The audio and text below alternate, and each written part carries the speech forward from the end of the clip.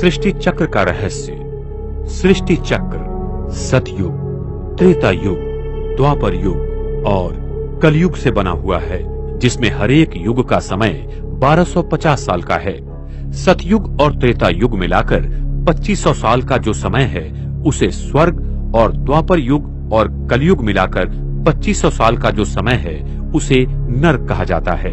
सृष्टि चक्र के पहले 2500 साल तक मनुष्य, आत्माएं एवं सृष्टि अपने मूलभूत गुणों के चरम सीमा में रहती हैं, और ये समय पूर्णतः सुखदायी हैं, जिसमें आदि सनातन देवी देवता धर्म अकेला सिर्फ भारत खंड में बसा था। लेकिन द्वापर युग से अनेक धर्मों और खंडों का निर्माण होकर धीरे धीरे मनुष्यों और सृष्टि के गुणों में गिरावट आती गई। अभी का समय सृष्टि परिवर्तन का छोटा सा युग संगम युग कहलाता है। इसी संगम युग में स्वयं परमात्मा भारत भूमि पर माउंट आबू में आकर मनुष्य तन ब्रह्मा का आधार लेकर इस सृष्टि का परिवर्तन कलयुग से सतयुग में करते हैं, और अभी ये कल्याणकारी संगम युग भी पूरा हो रहा है। सारे विश्व का इतिहास तथा भूगोल इन चारों युगों से चक्रीय गति से 5000 वर्ष हूबहू गुजरता रहता है। प्राचीन सभ्यता इसे मानवता का वैश्विक समय चक्र कहती थी। संपूर्ण विश्व का नीचे और ऊपर का हिस्सा जोड़ने से विश्व चक्रीय आकार का मिलेगा। विश्व का चक्रीय होने से ही विश्व में होने वाली सारी प्रक्रियाएं चक्रीय हैं, जैसे कि पानी का चक्र, पर्यावरण चक्र, खड़क चक्र, कार्बन चक्र, अन्न चक्र, नाइट्रोजन चक्र, ऋतुओं का चक्र, सूर्य मंडलीय चक्र, दिन और रात का चक्र, पृथ्वी के गाभा की गति का चक्र, एसी एंड डीसी विद्युत शक्ति का चक्रीय वहन, और प्रकाश भी चक्रीय गति में ही अपना मार्ग पूर्ण करता है।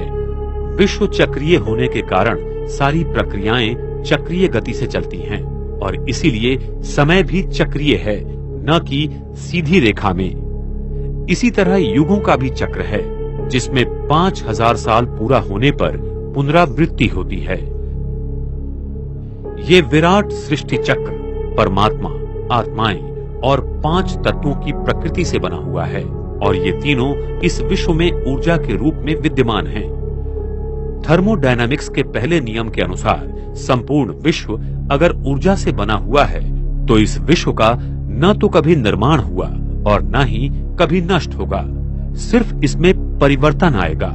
इस विश्व के निर्माण के बारे में डार्विन का सजीव उत्क्रांति का सिद्धांत एवं बिग बैंग सिद्धांत सरासर झूठ है, क्योंकि ये थर्मोडायनामिक पहले नियम के विरुद्ध है, और आज तक थर्मोडायनामिक्स के नियमों को कोई भी परिवर्तन नहीं कर पाया, और इन नियमों को विश्व भर में माना गया है। तो आइए जानेंगे कि सजीव या विश्व उत्पत्ति के सिद्धांतों की क्या मर्यादाएं हैं। 1. डार्विन का सजीव उत्क्रांति सिद्धांत। दुनिया की कुछ बातें ये पूरी तरह से सिद्ध करती हैं कि डार्विन का सजीव उत्क्रांति का सिद्धांत संपूर्णतः गलत है। जैसे बंदर या गोरिल्ला प्राणियों के डीएनए अगर मनुष्य से तुलना की जाए तो दोनों के डीएनए में 98% का फर्क है। तो इससे ये सिद्ध होता है कि मनुष्य की निर्मिति ना तो बंदर या गोरिल्ला से हुई, नहीं तो संसार में कोई भी बंदर या गोरिल्ला न रहता, सभी मनुष्यों में परिवर्तित हो जाते। डार्विन के सिद्धांत को सिद्ध करने वाला गणितीय विश्लेषण कहीं भी मिलता नहीं। डार्विन के सिद्धांत में जीन्स के बारे में कुछ भी लिखा नहीं है जो कि इसे सिद्ध कर पाए। डार्विन अपने जीवन की अंतिम यात्रा के दिनों में ये कबूल करते हैं कि अभी तक के दस्तावेज में ये नहीं पाया गया है कि कोई भी जीव दूसरे जीव में परिवर्तित हुआ है। हम ये नहीं सिद्ध कर सकते कि एक भी जीव दूसरे जीव में परिवर्तित हो सकता है। संदर्भ my life and letters volume 1 page 210। 2. Big bang theory की मर्यादाएं। ये बिग बैंग थ्योरी की मर्यादाएं थर्मोडायनामिक्स के प्रथम नियम के विपरीत है। जैसे कि ऊर्जा का ना तो निर्माण होता है और ना ही ऊर्जा नष्ट होती है, लेकिन इसमें कॉस्मिक अंडे से सभी ग्रह तारों का निर्माण दिखाया गया है। ए. सिद्धांत के अनुसार मूल द्रव्यों का भारी मात्रा में नहीं मिलना। बी. विश्व का आकारमान काफी बड़ा है, जो इस सिद्धांत के समय अनुसार संभव नहीं है। सी, विश्व की आकाश गंगाओं की गति में अभी जो बदलाव नजर आते हैं उनका ये सिद्धांत विश्लेषण नहीं दे पाता। डी, विश्व में फैला हुआ 96% डार्क मैटर, इसका विश्लेषण भी ये सिद्धांत नहीं दे पाता है। ई, विश्व का उसकी घनतानुसार फैलना और मोनोपोल का विश्लेषण ये सिद्धांत नहीं दे पाता है। विश्व की आयु। विश्व की आयु मुख्यतः कार्बन डेटिंग पद्धति से तय की जाती है।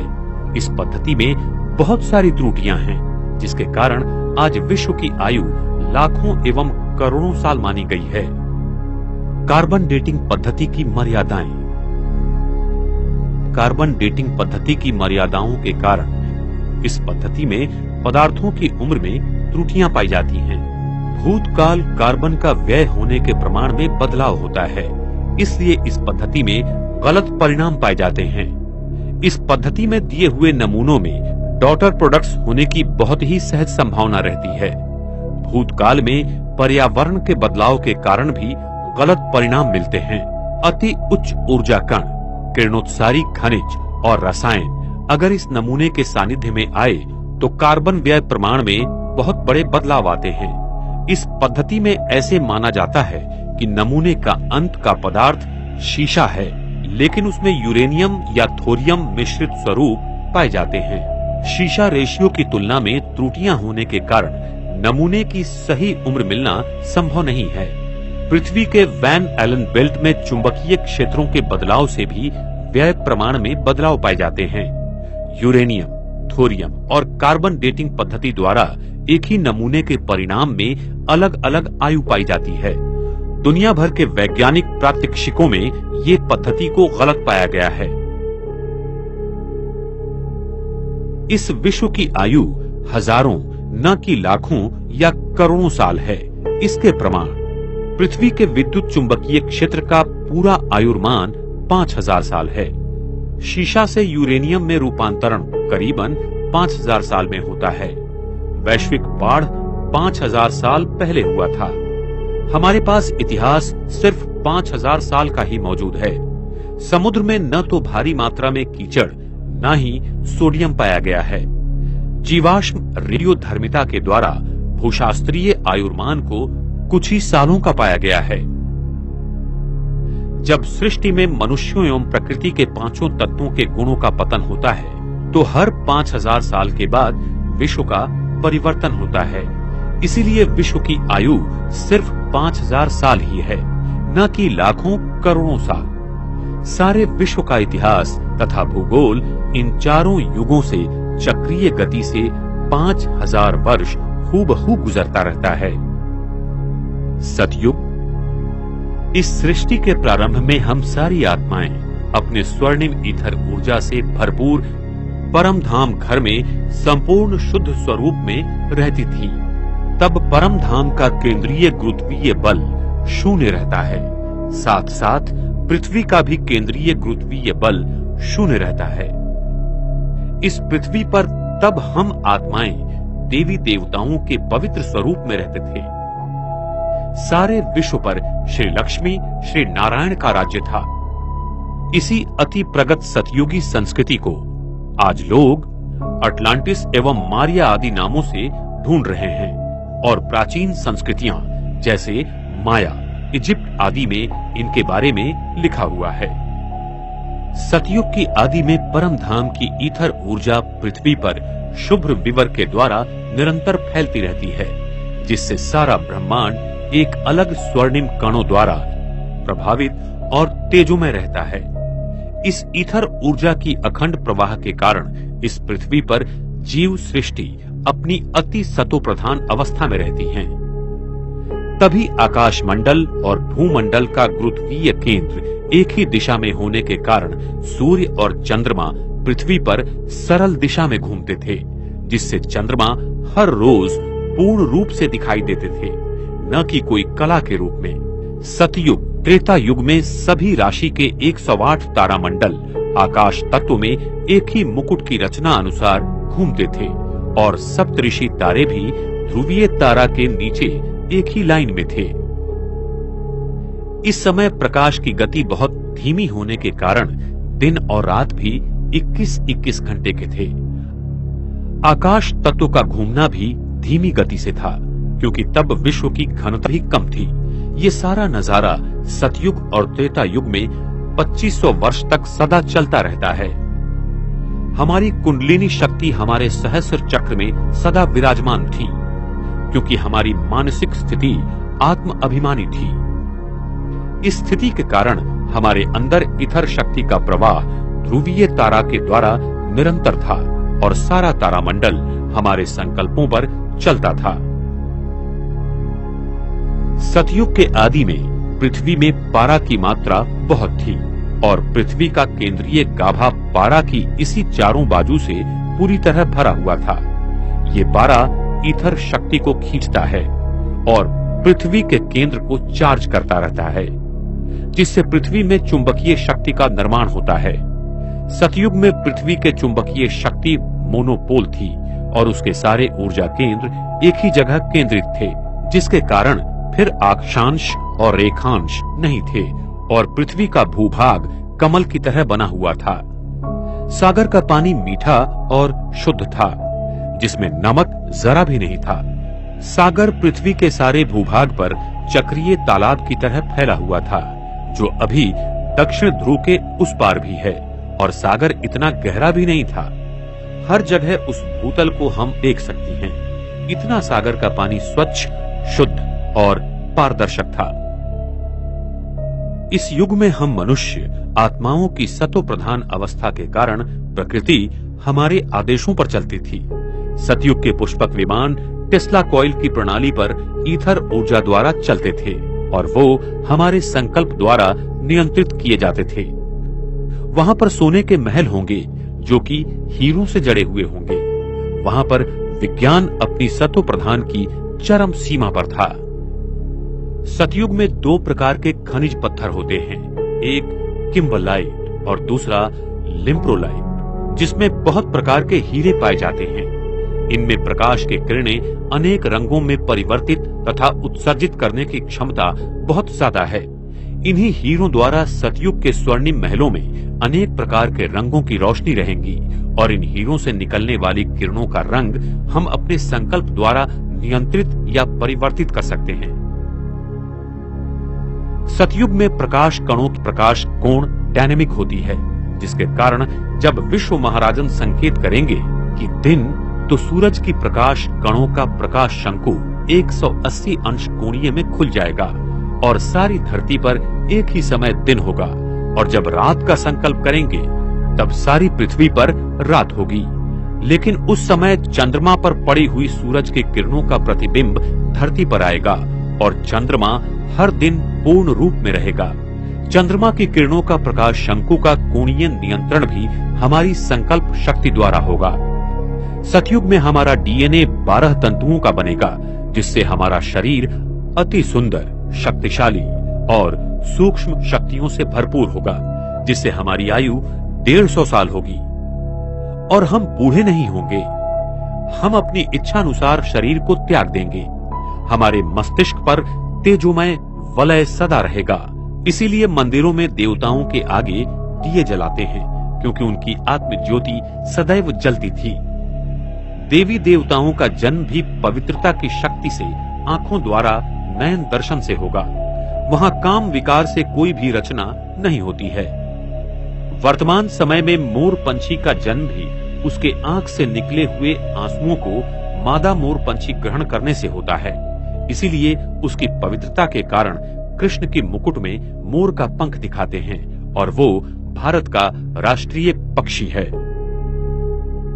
सतयुग में प्राणियों की रचना मैग्नेटिक फील्ड के रूप में खिलौनों के रूप में होगी और वो बहुत सुंदर और सात्विक होंगे। हम मनुष्य आत्मा सतयुग से लेकर त्रेता युग तक सदैव आत्मिक स्वरूप में 2500 वर्ष तक शुद्ध पवित्र स्वरूप में थी।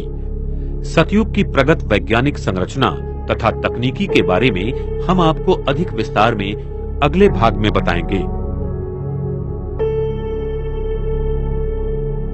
द्वापर युग।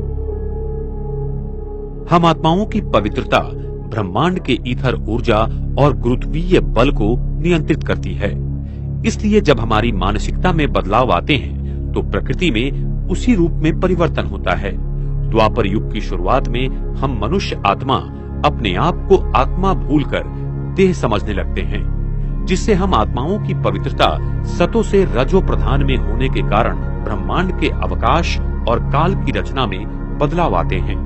पृथ्वी के ऊपर और नीचे दोनों जगह की अवकाश में चक्रीय भौगोलिक रचना में दो कृष्ण विवरों का निर्माण हो जाता है। इस कारण पृथ्वी के केंद्रीय गाभा में विद्युत रोधक मूल द्रव्य का निर्माण हो जाता है और पृथ्वी का केंद्रीय गाभा जो एक चुंबकीय क्षेत्र था वो दो चुंबकीय क्षेत्र में बंट जाता है, जिससे सारे भूखंडों में हलचल हो जाती है और वो बिखर जाते हैं। इस घटना को वैज्ञानिक पेंजिया इवेंट के नाम से जानते हैं। पृथ्वी के चुंबकीय धुओं की अदला बदल होती है। ये सत्य भी वैज्ञानिकों को सागर के तलों में मिला हुआ है। साथ ही साथ पृथ्वी के गाभा की चुंबकीय शक्ति कम होना शुरू हो जाती है, जो कलयुग के अंत में पूर्ण रूप से क्षीण हो जाती है। द्वापर युग में पृथ्वी पर आए भूकंप, प्रलय आदि के कारण ये अति प्रगत सतयुगी संस्कृति समुद्र में चली जाती है, जिसे आज लोग एटलांटिस एवं मारिया आदि नामों से ढूंढ रहे हैं। पृथ्वी के ऊपर और नीचे दोनों जगह पर दो कृष्ण विवरों का निर्माण हो जाने के कारण आकाश तत्व सिकुड़ जाता है और धरती के ऊपर आकाश तत्व में दो आकाश निर्माण हो जाते हैं। एक आकाश उत्तर ध्रुवीय से लेकर विषुववृत्त तक बनता है और दूसरा विषुववृत्त से लेकर दक्षिण ध्रुवीय तक बनता है। उत्तर ध्रुवीय आकाश तत्व में प्रकाश कण घड़ी की विरुद्ध दिशा में घूमते हैं, क्योंकि यहाँ पृथ्वी का चुंबकीय क्षेत्र घड़ी की विरुद्ध दिशा में घूमता है। इसलिए हमें आकाश में तारामंडल आदि घड़ी की विरुद्ध दिशा में घूमते नजर आते हैं और दक्षिण ध्रुवीय आकाश तत्व में पृथ्वी का चुंबकीय क्षेत्र घड़ी की दिशा में घूमता है। इसलिए प्रकाश कण उसी दिशा में घूमते हैं। इसलिए हमें यहाँ तारामंडल घड़ी की दिशा में घूमता नजर आता है। साथ साथ पृथ्वी की भूमंडलीय सीमा भी सिकुड़ जाती है और पृथ्वी अवकाश की परिमितीय अधिक चक्रीय हो जाने के कारण प्रकाश चक्रीय गति से शंकु की तरह पृथ्वी पर गिरने लगती है, जिससे अभी हमें पृथ्वी गोल नजर आती है। ये स्थिति ही वास्तविक रूप में ब्रह्मांड के गुरुत्वीय केंद्र को पृथ्वी के गुरुत्वीय केंद्र से 23.5 अंशों तक झुका देते हैं और द्वापर युग की शुरुआत में आकाश तत्व 70-80 अंशों में पृथ्वी की दिशा में घूम जाने से हो जाता है। पृथ्वी का विद्युत चुंबकीय क्षेत्र जो सतयुग में 100% था, वो द्वापर युग तक एक ही यूनिफाइड फील्ड था। वो टूटकर दो भागों में बंट जाता है। द्वापर युग से पृथ्वी पर ईथर शक्ति का स्रोत कम होना शुरू हो जाता है और इसकी आंतरिक संरचना बदलना शुरू हो जाती है। पृथ्वी केंद्रीय गाभा की शक्ति धीरे धीरे कम होना शुरू हो जाती है, जिससे द्वापर युग की शुरुआत में जियोलॉजिकल और इकोलॉजिकल परिवर्तन आना शुरू हो जाते हैं। परम धाम का मध्य गुरुत्वीय केंद्र जो शून्य था, वो हम आत्माओं की आत्मिक शक्ति के कारण पृथ्वी के मध्य गुरुत्वाकर्षण में बदल जाता है। इस परिवर्तन को समानांतरित करने के लिए परमात्मा को सूक्ष्म लोक का निर्माण करना पड़ता है। उसी समय आकाश तत्व में शुभ्र विवर के नीचे कृष्ण विवर का निर्माण हो जाता है और इस सूक्ष्म लोक में परमात्मा स्वयं आकर बस जाते हैं।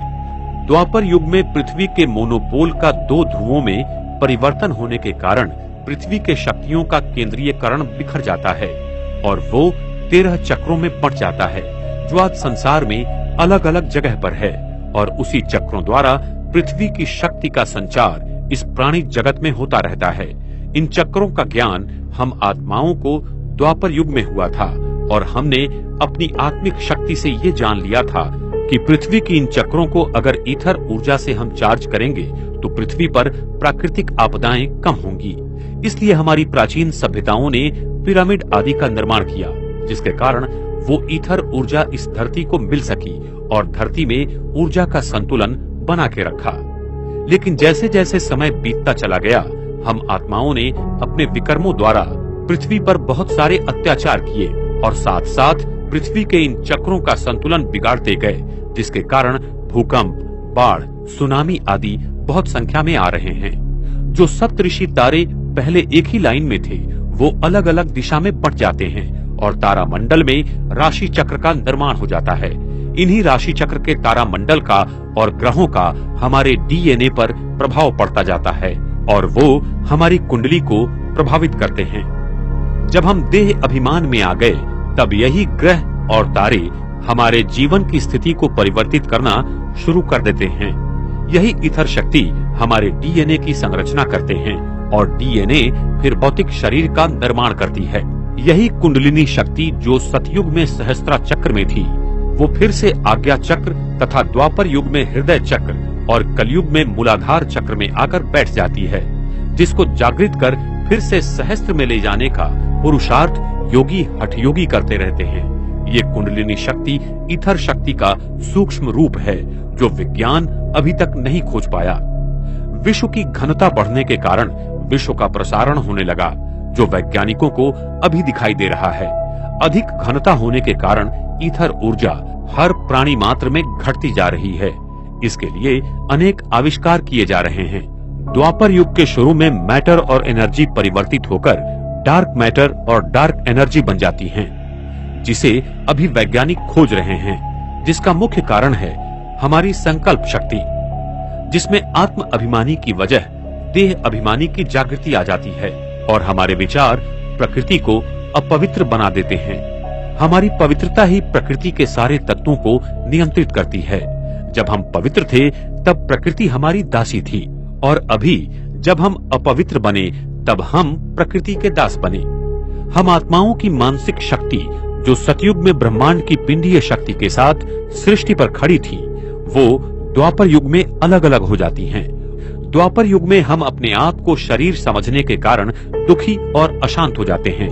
हम आत्माओं का तीसरा नेत्र बंद हो जाता है। ईश्वर की प्रार्थना करते हैं और उसे ढूंढते रहते हैं।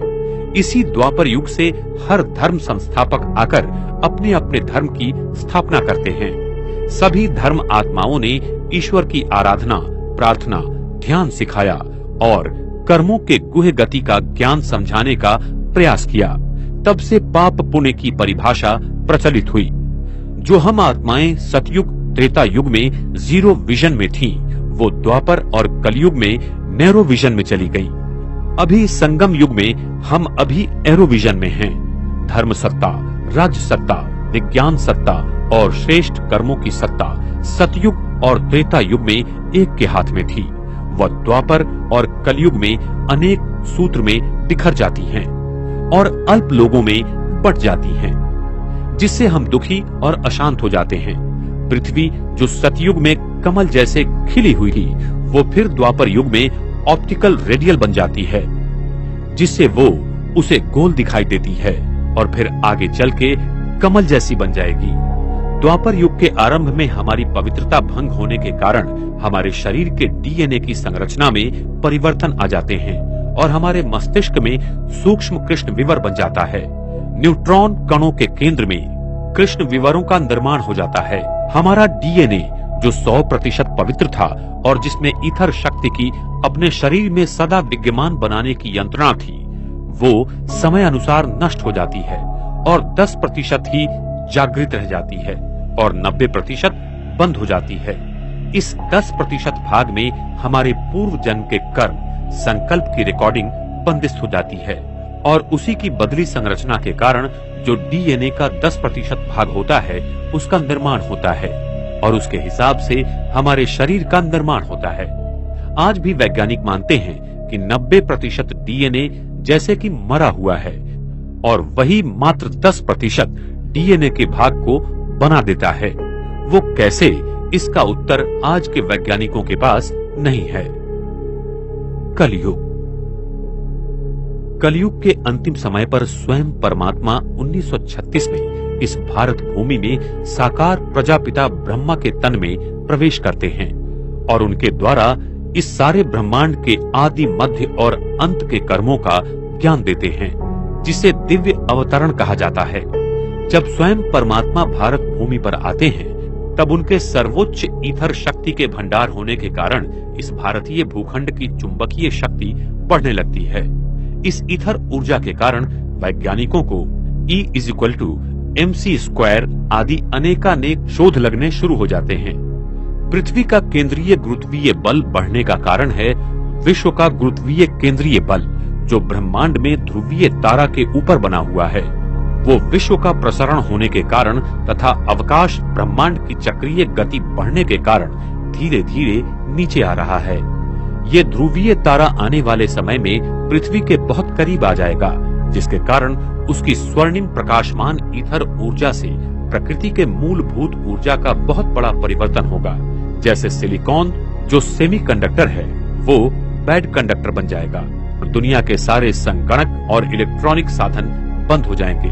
सारी इलेक्ट्रॉनिक प्रणालियां बंद होने के कारण दुनिया में हाहाकार मच जाएगा और साथ साथ यूरेनियम आदि धातु में अपने आप विकेंद्रीकरण होना शुरू हो जाएगा, जिससे दुनिया भर में बने हुए आणविक शस्त्रों का अपने आप विस्फोट हो जाएगा, जिससे सृष्टि पर महापरिवर्तन की प्रक्रिया शुरू हो जाएगी।